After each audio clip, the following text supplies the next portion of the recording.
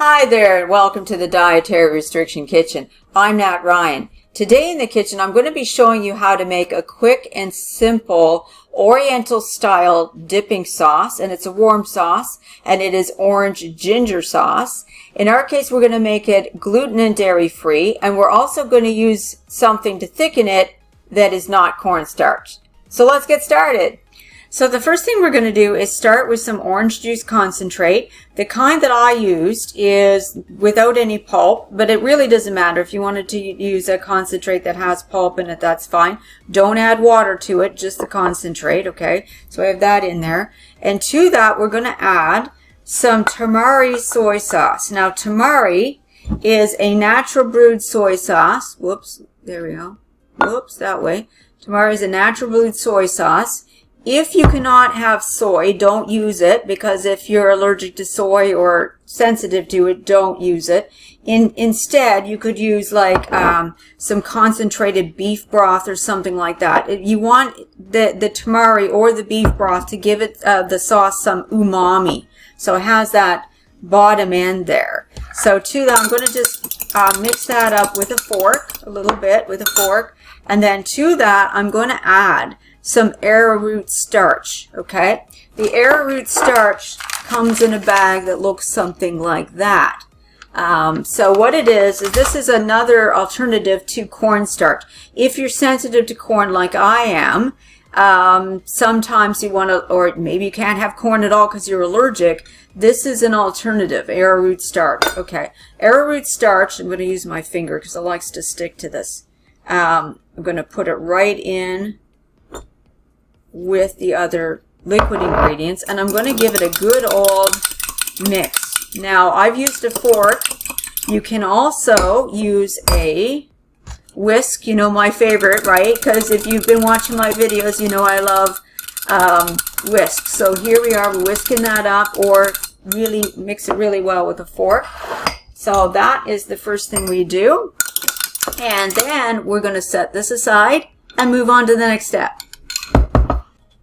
So the next thing we're going to do, I should say, is we're going to heat up a large tablespoonful of either vegan margarine, or in this case, I've got some coconut oil. So we're going to put that in a little saucepan, and we need to let that melt up. Okay, so we've melted that coconut oil on high heat. I've just turned the heat down just a little bit, so it's about medium high, so it's still quite high there.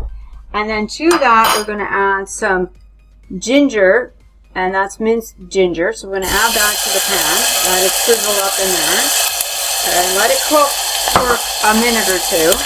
So we're going to let that simmer away in there on kind of a medium-high heat, and for about a minute or two, just to get that nice and fragrant and get the ginger cooked without browning it, okay? We don't want it to get brown or crusty or anything like that. One thing I like to do is, when I get ginger, is to get a ginger root, and then what I do is, because there's a lot of ginger root there, I like to peel it all out and then mince it all up, and then I put it in a little freezer bag, or even a little sandwich bag, and I put it in my fridge freezer. And then when I need minced ginger root, I can just take out what I need and cook it up from there. So that's how I handle that.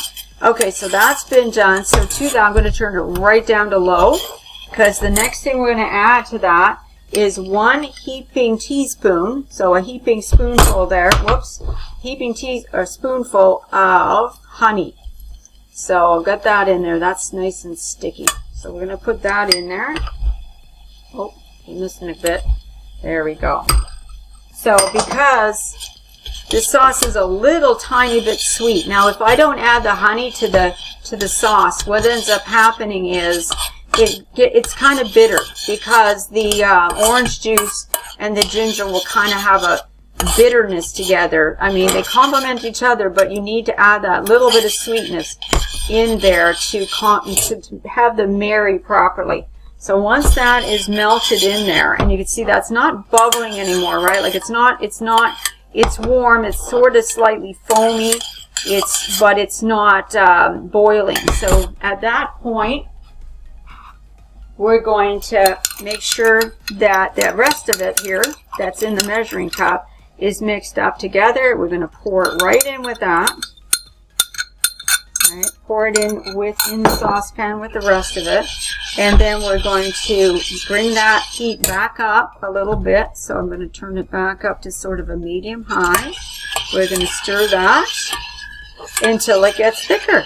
So I've turned the heat up a little bit to get it to bubble again.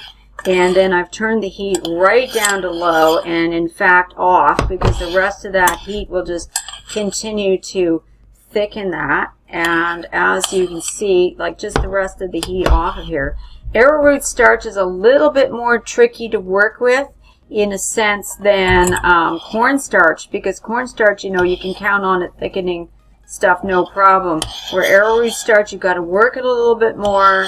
You don't need as much either though. Arrowroot starch, very little goes a long way, but you got to be very careful how you work with it, and it's a little bit more finicky.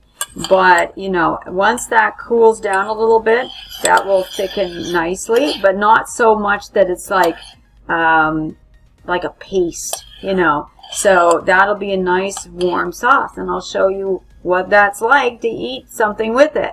So here's our finished sauce, and as you can see, it has thickened. If you let that cool a little bit, just off the heat, and then put it back on the hob, but on the burner, but with the burner turned off, it will thicken a little bit more. It's not super thick, but enough to coat the back of a spoon, as you can see. So what I like to do, you can eat it in all kinds of ways, but you can just pour it over, you know, whatever you want to eat it with, right? And have it as a warm sauce like that, which is absolutely fantastic. I love it with meatballs, by the way. Or you can use it with already pre-cooked strips of beef to make like an orange ginger beef.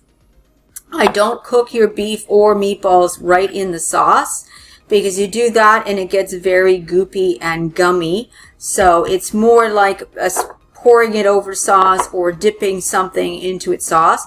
And here's some that I made previously, and it's been in my fridge. So it actually is, I know I said at the beginning of this video that it's a warm dipping sauce, but it is actually really pretty good cold as well. And that's basically orange ginger sauce. Hope you enjoy it. So I hope you really enjoy the orange ginger sauce, whether you're having it hot or whether you want to have it cold. And I'm really glad that you came and visited me here at the Dietary Restriction Kitchen today. Hope to see you next time. Bye for now.